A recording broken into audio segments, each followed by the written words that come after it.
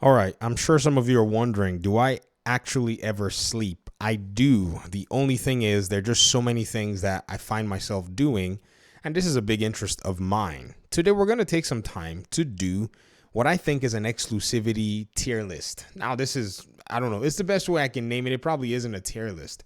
However, with my conversations about exclusivity and the gaming industry, I've shared my opinions, I've shared my thoughts, I've shared what I think the data is leaning towards. Now, I'm sure I would probably have some inaccuracies or I'll probably be wrong on some places. However, I think it's very important that I still state them nonetheless and leave my caveats there. So I've been talking about the possibility of Xbox games going to other platforms, especially the PlayStation. We already know Indiana Jones is going. We already know that, they put, what's the name? Hi-Fi Rush back in the day. They put Pentiment. They put Sea of Thieves. Sea of Thieves seemed to have done okay. Well, I would say quite well. I mean, it sold 1 million copies in a short period of time. If you think about it, Stellar Blade was brand new, shiny, and bouncy. And it, also did about that much, which I think is interesting. The live service games, gamers seem to have this particular behavior. Satya Nadella also, in his letter where he addressed the shareholders, he talked about Microsoft, Xbox continuing their content delivery and expanding it to more platforms. Now, this is very interesting. It's gotten a lot of fans thinking to say, Satya Nadella does not necessarily know the business and all of the above, of which to that I've pushed back to say, guys, we got to be careful, because if it wasn't for the fact that he is very good at what he does, I don't think many CEOs would have put up money for Activision Blizzard. When Phil Spencer probably addressed him, you could tell that, Phil has his ear in terms of, and he trusts Phil Spencer's, I think, knowledge of the gaming industry, and also seems to have a very good, knowledge of the layout of the land.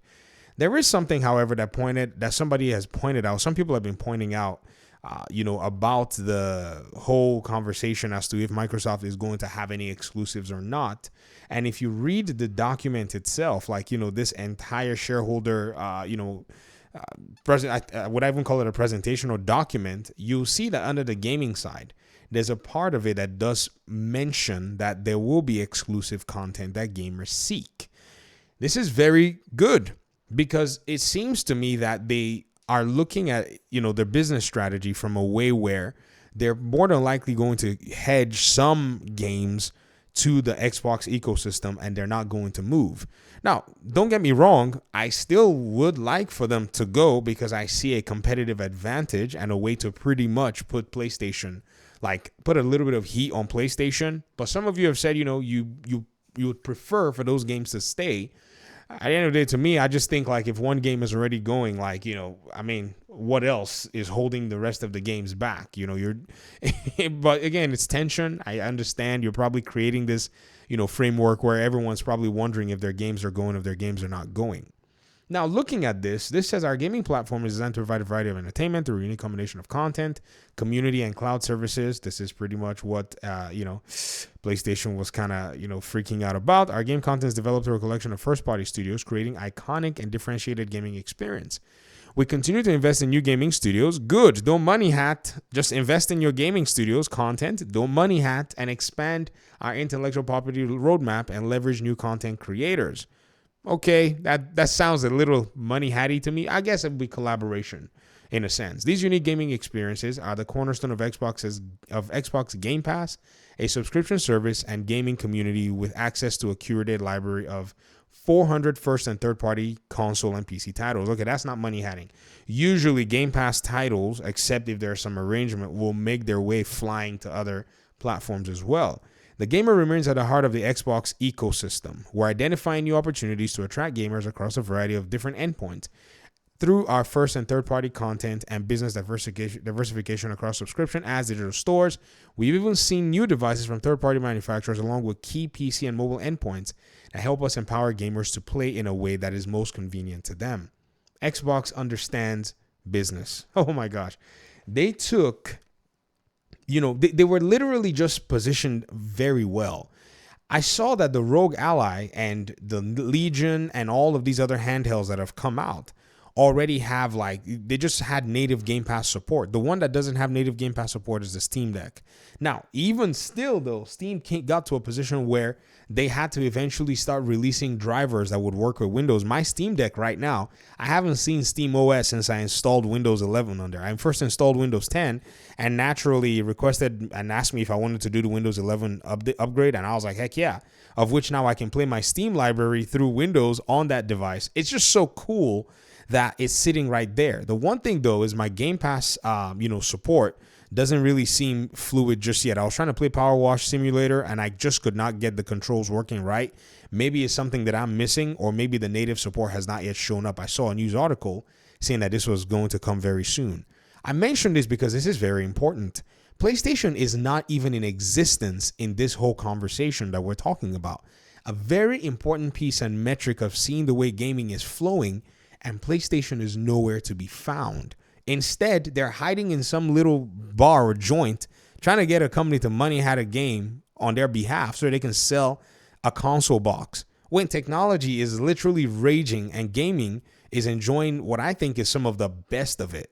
And I think this is where Xbox really has them smoked. And I think they are concerned. They would love to get into this, but there really is not really a way for them to, get into this with a little bit of money. They have to really spend money on the infrastructure to be able to do that.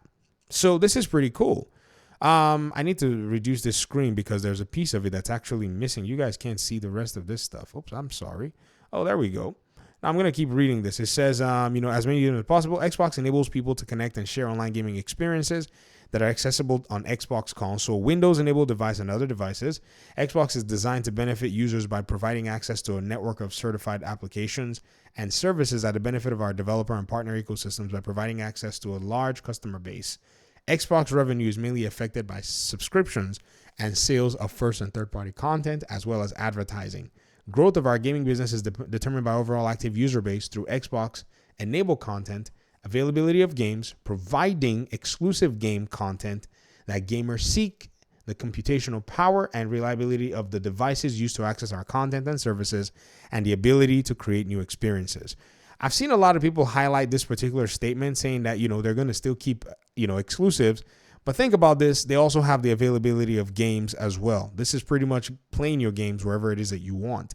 So hand in hand, I think there's going to be a synergy.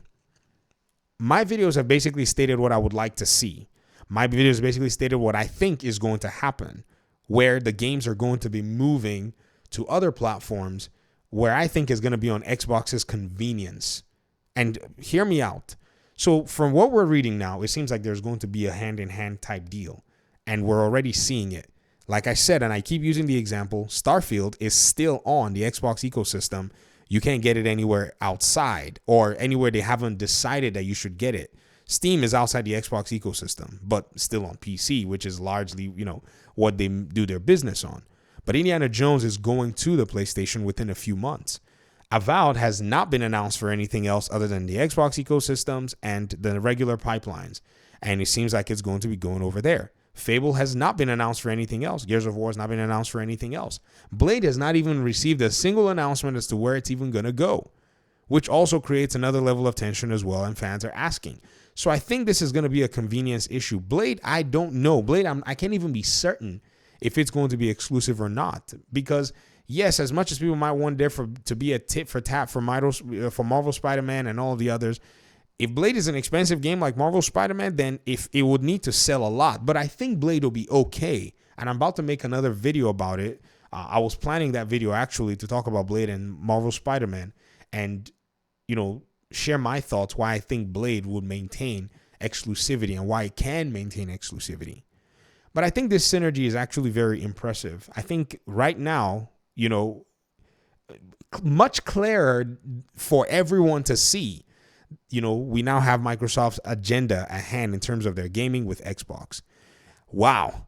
I cannot believe it that the Xbox of yesterday is no longer third place, as they would say it. No more. That's all gone. In fact, right now, who's even leading? You're probably, in a sense, just wondering, like, leading in what?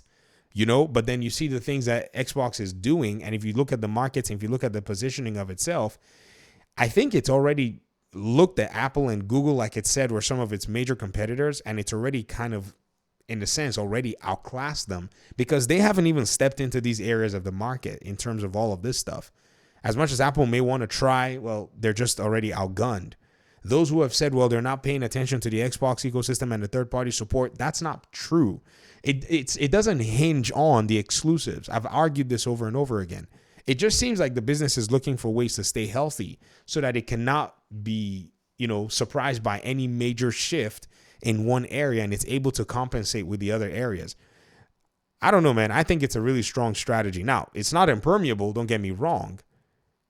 But at the end of the day, it's one that really does, diversify, and it's able to, ward away any kind of surprises that may come its way. PlayStation's biggest surprise is the industry, the PC market, the handheld market, all of it has just been in the cloud, and all that stuff has just been a surprise to PlayStation. That's just feel like they never really set themselves up on with anything past just a console box. Now, yeah, it seemed like it was working, and it seemed like it's for the most part held them, but you really got to shift as a big company with what's going on. And I'm waiting for that shift. I'm hoping to see that shift in a positive light. Somebody needs to give Xbox some competition. and that's why I've been making my videos all this while. But I digress. Thanks so much for watching. I appreciate you guys' time and audience. Let me hear your thoughts in the comment section. Hopefully, we'll talk pretty soon in another one. Peace out.